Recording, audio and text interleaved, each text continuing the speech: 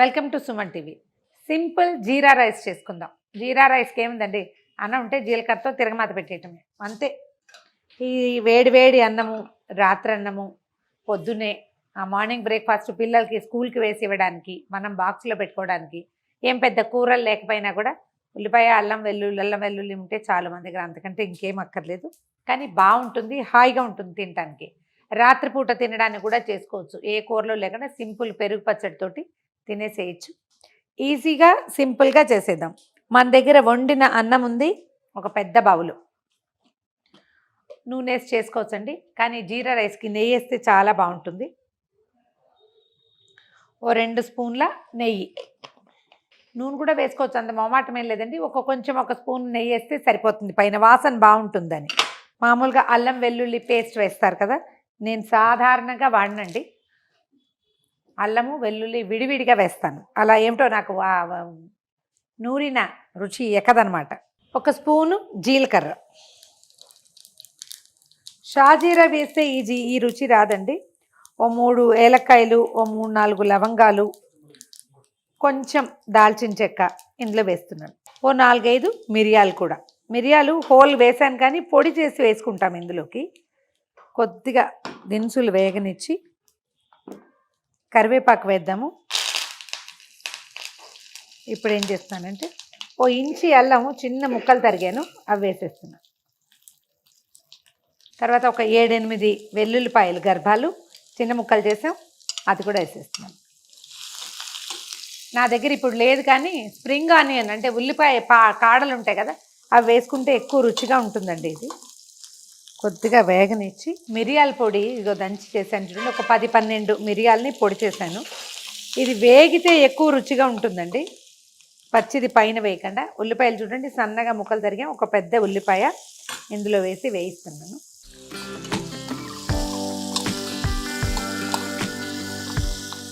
ఒకవేళ ఉల్లిపాయ వద్దనుకుంటే ఒట్టి తాలింపు కూడా వేసుకోవచ్చండి. ఉల్లిపాయ వేస్తే ఏంటంటే కొంచెం బేస్ లాగా ఉంటుంది అన్నానికి, ఒట్టన్నం తిన్న ఫీలింగ్ కాకుండా ఉండడం కోసం.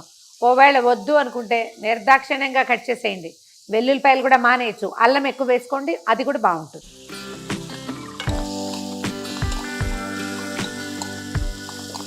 అన్నానికి సరిపడా ఉప్పు చల్లేసేద్దాం దీంట్లో.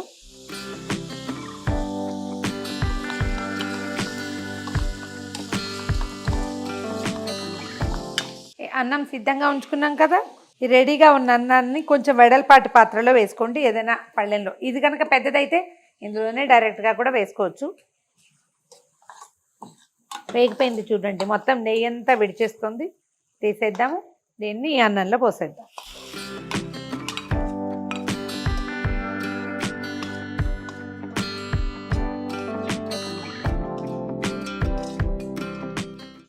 ఇందులో కొలతలు ఏమి ఉండదండి, అన్నీ అందాజుగా పనిచేయటమే. మనం తాలింపు ఎక్కువైందా తక్కువైందా చూసుకుని, అంతగా కావాలంటే మళ్ళీ 2 కాస్త ఇంత తాలింపు గింజలు వేసేసుకోవచ్చు పైన. చూడ్డానికి ఎంత బాగుందో, తినడానికి అంత బాగుంటుంది. ఒకవేళ ఏదైనా ఉప్పు తగ్గుతుంది అని అనిపిస్తే పైన కొద్దిగా చల్లేసి కలిపేసుకోవచ్చు. మంచి నేతి గుమగుమ అంతా, మొత్తం అంతా కూడా రైస్ అంతా, అన్నం అంతా కూడా నేతి మెరుపు కనిపిస్తోంది చూడండి. ఓకే, మీకు చాయిస్ ఉంటే కొంచెం కొత్తిమీర వేయండి, ఇంకొద్దిగా గ్రీన్గా కనపడుతుంది. కలిపేసేయటం, ఓ బౌల్లో సర్దేసుకోవటమే. కొంచెం పెరుగు పచ్చడితోటి, ఏదైనా టమాటా పచ్చడి అలాంటి వాటితోటి నలుచుకుంటే చాలా బాగుంటుందండి.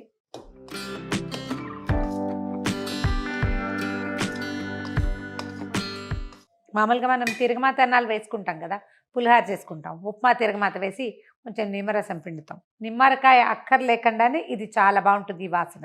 లెఫ్ట్ ఓవర్ రైస్ అంటే మిగిలిపోయిన అన్నంతో సింపుల్ జీరా రైస్ విత్ పెరుగు పచ్చడి. మీ దగ్గర బీరకాయ పచ్చడి, వంకాయ పచ్చడి ఏది ఉన్నా కూడా దీన్ని సర్వ్ చేసేయచ్చండి. రాత్రిపూట తేలిగ్గా తినడానికి కూడా బాగుంటుంది. ట్రై చేసి చూడండి. ఈ వీడియో కనుక మీకు నచ్చినట్లయితే లైక్ చేయండి, షేర్ చేయండి. మరిన్ని ఇంట్రెస్టింగ్ వీడియోల కోసం సుమన్ టీవీకి సబ్స్క్రైబ్ చేసుకోండి.